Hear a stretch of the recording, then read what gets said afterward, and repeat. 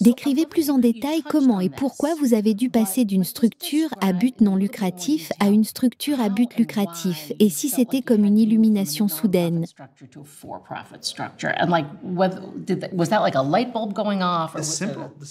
La raison simple était que nous avions besoin de beaucoup plus de capital que nous pensions pouvoir attirer en tant qu'organisation à but non lucratif, car nous savions que la montée en puissance des ordinateurs serait importante. Mais nous avons quand même sous-estimé l'ampleur nécessaire. Cela signifie-t-il que personne ne peut faire de l'IA en tant qu'organisation à but non lucratif de manière significative? Non, il y a certainement d'autres choses possibles, mais pour être à la pointe de la recherche sur le passage à l'échelle, je pense que ce n'est pas faisable en tant qu'organisation à but non lucratif. Et qu'en est-il du gouvernement? Le gouvernement peut faire ce qu'il veut. Oui et non, car il y a certaines choses que les entreprises font beaucoup mieux que le gouvernement. Pensez-vous que le département de l'énergie ou le département de la défense pourrait faire aussi bien qu'OpenAI? Le programme Apollo était assez impressionnant. Donc est-ce que cela pourrait être une autre voie? Je pense que dans une société qui fonctionne bien, ce serait un projet gouvernemental, mais étant donné que ce n'est pas le cas, je pense qu'il est préférable que cela se passe comme actuellement, comme un projet américain.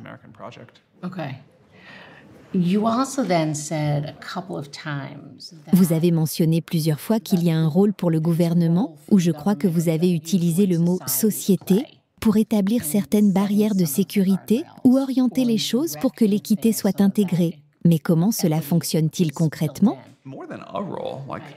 Peut-être que la société ne doit pas jouer ce rôle. Mais la société n'est pas une entité tangible. C'est une négociation complexe entre de nombreuses parties prenantes, mais nous y arrivons généralement avec le temps. Donnez-moi un exemple de comment nous y parvenons.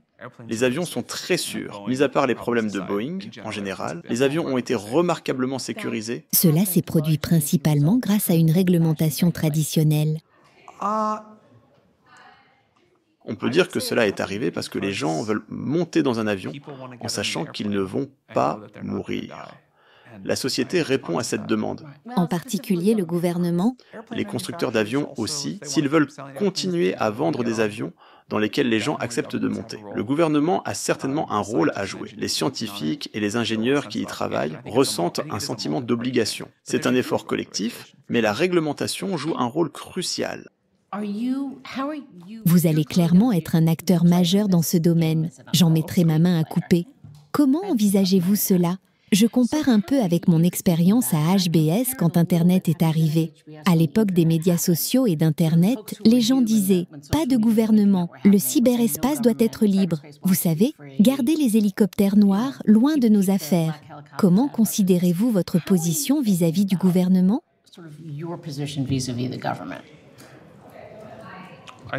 J'espère que ce sera un véritable partenariat. Jusqu'à présent, cela a été plutôt constructif. Trop de réglementation ralentit clairement l'innovation. Pas assez mène évidemment à tout un ensemble d'autres problèmes. Tout le monde est d'accord sur ces deux points. C'est juste une question de savoir où se situer sur ce spectre. Je sais que vous travaillez avec le DHS, mais qu'en est-il du DOE et du DOD? Avec quelle partie du gouvernement souhaiteriez-vous le plus établir des liens? Il est facile d'être trop optimiste dans ce domaine. Mais je pense que cela va toucher tous les aspects de la société et donc toutes les parties du gouvernement. Il y a des choses difficiles à construire. Certes, Internet a touché pratiquement tous les aspects de la société, mais nous nous sommes trompés sur certains points. Nous avons eu quelques réussites aussi. Je ne pense pas que la plupart des gens diraient qu'il faut supprimer Internet, malgré tous les problèmes.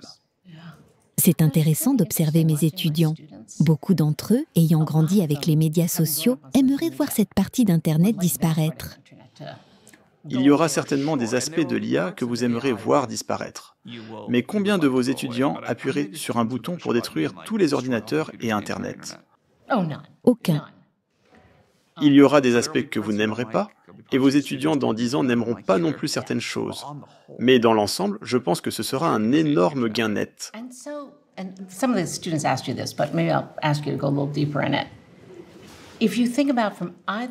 Du point de vue sociétal ou commercial, quels sont les aspects de l'IA qui vous enthousiasment le plus?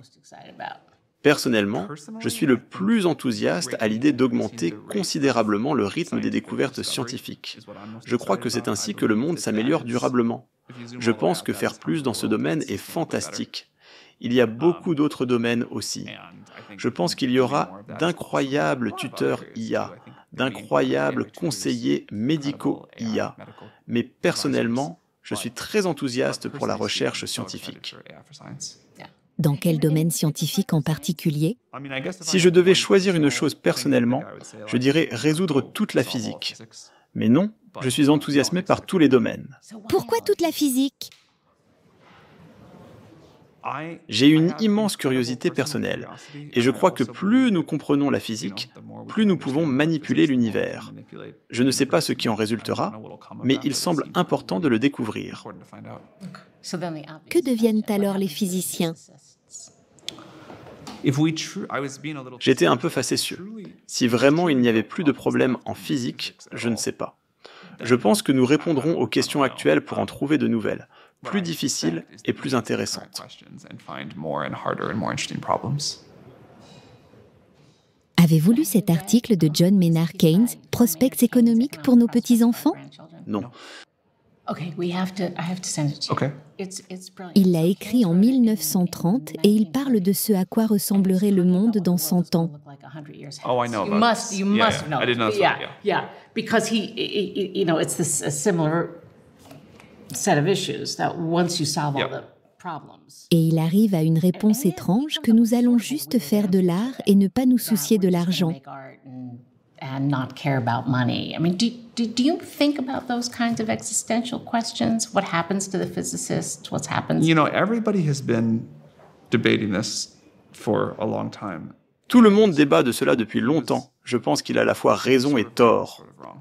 Il y a un sens où vous pourriez retourner dans les années 1930 et regarder beaucoup de gens aujourd'hui. Vous diriez qu'ils ne font que de l'art et ne se soucient pas de l'argent. Ils vont tous bien, mais ce n'est pas leur expérience. Si vous pouviez regarder les gens aujourd'hui et avancer de 100 ans et leur demander ce qu'ils pensent des emplois de ces gens du futur, nous dirions une définition étrange de l'art. Mais ok, ils font de l'art et aucun d'entre eux ne se soucie de l'argent. Ils ont une abondance matérielle incroyable. Puis vous réfléchissez un peu plus et vous dites, eh bien, ils semblent occupés et stressés et ils semblent tirer une grande satisfaction du travail qu'ils font. Et ils ne l'appellent pas vraiment de l'art. Et ils sentent toujours qu'ils n'en ont pas assez et ils en veulent plus. Et ils trouvent encore de nouvelles façons de se comparer les uns aux autres. Et vous savez, peut-être qu'au lieu de regarder si leur maison est plus grande ou plus petite que celle de leurs voisins, ils regardent s'ils possèdent une plus belle galaxie ou une moins belle que leurs voisins. Mais je pense que les pulsions humaines vont juste continuer. La nature humaine ne change pas, je ne pense pas. Une des choses dont j'écris dans mes livres étranges est la prédiction que nous allons tomber amoureux des robots, ce qui est une version exagérée de ce que je pense vraiment être vrai, que nous allons embrasser les entités d'IA comme compagnons émotionnels. Quel est votre sentiment? Je veux dire, êtes-vous fan de la vision du type singularité, où il y a cette fusion, et nous commençons à construire des connexions émotionnelles avec des choses qui sont créées plutôt que nées?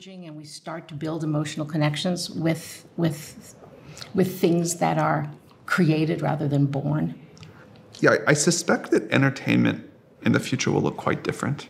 And maybe it does. Oui, je soupçonne que le divertissement dans le futur aura l'air très différent, et peut-être que beaucoup du temps passé à regarder la télévision ou à jouer aux jeux vidéo aujourd'hui est remplacé par une expérience interactive avec des IA, et nous en tirons probablement une certaine version de la compagnie. Mais pour la plupart d'entre nous, je pense que la prime sur la version humaine authentique et réelle augmente plutôt que de diminuer dans ce genre de monde. Donc, je suis sûr que nous parlerons beaucoup aux IA. Et je suis sûr que ce sera un monde fantastiquement divertissant. Mais je parierais qu'il y a quelque chose de profond dans la nature humaine, Ou juste le fait de savoir que c'est une autre vraie personne ou non compte vraiment? Bien que parfois, vous savez, je parle à certaines des personnes qui me sont les plus chères uniquement par texte parce que nous sommes dans la même ville. Donc je ne saurais peut-être pas s'ils étaient remplacés ou ça ne me dérangerait peut-être pas s'ils étaient morts. C'est la question. Si vous saviez que ce n'était pas une vraie personne derrière, vous sentiriez-vous différent? Et je dirais que oui. Nous allons le découvrir, mais je pense que oui. I would be happy to bet See on it. 100 years from now. I'd give you nice odds. Okay. So, Je veux revenir à un autre élément que vous avez soulevé dans votre intervention plus tôt. Vous avez utilisé « un des enfants a posé la question sur l'équité ». Et vous avez eu une très belle réponse avec laquelle je suis d'accord, que cette technologie va probablement conduire à l'équité, mais qu'elle aura besoin d'être un peu orientée. Quel genre d'orientation avez-vous à l'esprit? Well, first of all, Eh bien, tout d'abord, je pense qu'elle n'aura peut-être pas besoin d'orientation du tout. Parfois, la technologie n'en a pas besoin. Et je pense aussi que connaître le bon type d'orientation académiquement est difficile à faire. Vous devez le faire de manière expérimentale. Je suis sûr que toutes mes idées actuelles sont totalement fausses. Je pense qu'une boucle de rétroaction serrée et observer où les problèmes sont créés, les corriger, trouver les nouveaux problèmes, c'est comme ça que je crois que nous devrons procéder. Bien que ce soit difficile, non? Je veux dire, je reviens juste du Danemark et vous pouvez voir faire cela dans un pays comme le Danemark, petit. Ils ont de très bonnes données, comme les États-Unis. Attendez, vous savez, les États-Unis mettent 30 ans à adopter n'importe quel type de réglementation. Alors comment pensez-vous à cette orientation? J'espère que les entreprises le feront. Si vous comptez sur la réglementation américaine, ce serait... Mais vous avez, j'ai en fait enseigné votre article la nuit dernière, il y a 2 nuits, le Moore's Law for Everything. I haven't read that in a while. Je ne l'ai pas lu depuis un moment. Non, je pense que c'est assez... Je pensais que c'était très intéressant. Vous savez, parce que vous parlez de changements dans le système fiscal, mais vous n'êtes pas particulièrement farfelu. Je veux dire, ils sont faisables. Qu'ils soient faisables dans la situation politique actuelle est une question différente. Mais, vous savez, vous parlez essentiellement d'une taxe sur la terre et la technologie. Le pensez-vous toujours? Oh, je pense toujours que c'est juste, c'est sûr. Je ne me souviens juste pas de tout. Non, je pense que dans un monde d'IA, taxer principalement les revenus et les bénéfices des entreprises n'est pas tout à fait juste. Nous devons passer à une taxe sur le capital d'une manière ou d'une autre, il me semble. Non, je pense que c'est... Je veux dire, je pense que c'est juste une idée vraiment intéressante qui n'a pas eu assez de suivi parce que c'est différent d'un revenu universel de base. Je veux dire, c'est lié d'une certaine manière, mais c'est différent. Si vous aviez un souhait pour l'IA, quel serait-il? Qu'elle aime l'humanité. Vous pouvez faire ça? Je pense que oui. Pouvez-vous en dire plus? Une des choses qui a remarquablement bien fonctionné est la capacité d'aligner un système d'IA pour qu'il se comporte d'une manière particulière. Donc si nous pouvons articuler ce que cela signifie dans de nombreux cas différents, alors oui, je pense que nous pouvons obtenir que le système revienne de cette façon. Pensez-vous qu'OpenAI peut et devrait, comme avoir le pouvoir de faire ses propres règles? Comme pourquoi devrions-nous vous faire confiance? Eh bien, vous ne devriez pas. Je ne pense pas que nous le faisons. Je ne pense pas que nous le ferons. Je ne pense pas que nous le devrions.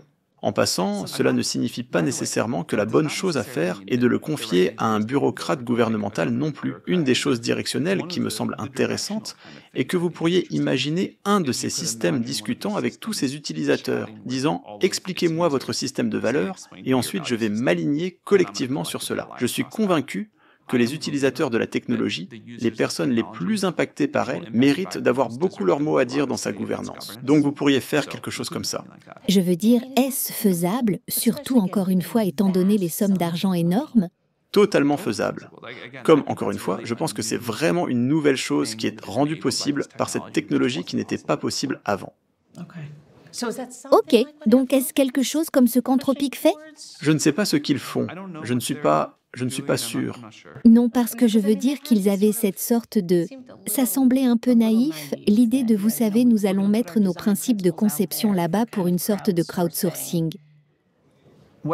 Ce que je pensais, je pense que c'est très bien de dire « Voici comment nous faisons ces compromis sur ce qu'un système fera et ne fera pas. » Mais ce que je disais, ce que je voulais dire, et je suis intéressé par l'expérience de pensée d'une IA qui discute avec vous pendant quelques heures de votre système de valeurs, et fait cela avec moi et avec tout le monde, et puis dit « Ok, je ne peux pas rendre tout le monde heureux tout le temps. » Donc c'est essentiellement une sorte d'utilisation de l'IA pour arriver à un consensus. Eh bien, utilisez l'IA pour parler à tout le monde, pour comprendre le consensus à un niveau profond de milliards de personnes, ce que nous ne pouvons probablement pas faire sans IA.